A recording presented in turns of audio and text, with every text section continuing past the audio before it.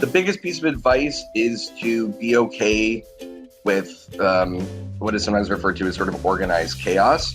I know I started teaching drama after 2 years of teaching all English, and the classroom environment is very different. And so when you're going into beginning teaching drama, there are certain things that you might not see in a traditional classroom environment that would be in a drama classroom environment. And so trying to find a way to sort of organize the chaos, right? You sort of have students everywhere all the time.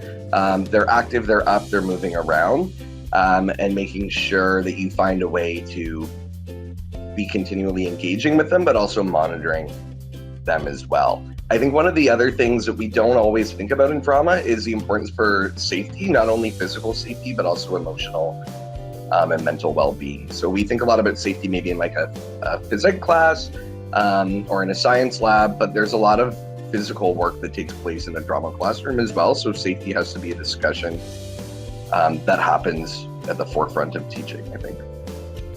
I would say first year teacher, you have all of these grand ideas for what you want your program to be like. And remember, it's a process to get there.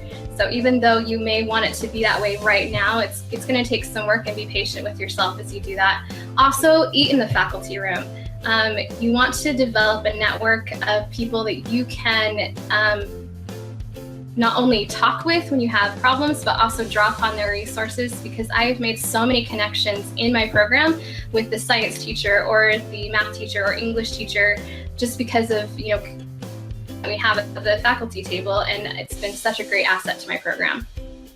I'm so close to that as a fourth year teacher myself, and first year at high school. My other years were at middle school. So I think my biggest advice and I probably learned this from somebody at Theater Folk, is decide what to major in your first year, especially for your production. My first year, I think I'd mentioned this before, I majored on learning what I needed to learn about set design so that we had some set pieces made. And I did not know how to turn on the lights yet, and I still may not know, but let's not talk about it.